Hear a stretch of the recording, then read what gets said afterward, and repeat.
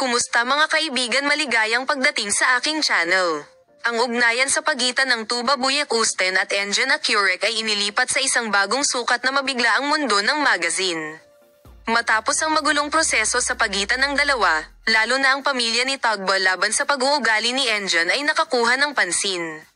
Inaangkin na ang mga miyembro ng pamilya na dati nang nagpakita ng isang malayong saloobin sa kanilang mahirap na araw ng aking puso.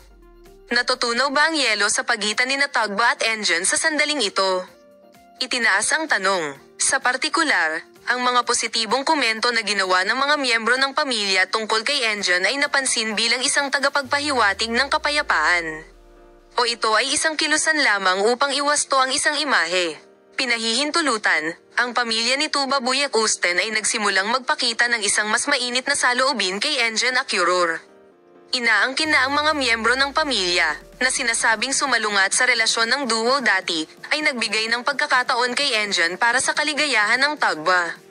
Kaya ano ang ibig sabihin ng mga kaganapang ito? Ang malamig na digmaan sa pagitan ng Tuba Büyüküstün at Engin Akyurek ang wakas ngunit natutunaw. O ito ba ay isang imahe na ibinigay sa labas? Patuloy naming ililipat ang mga detalye sa iyo. Patuloy na panoorin ang aming channel.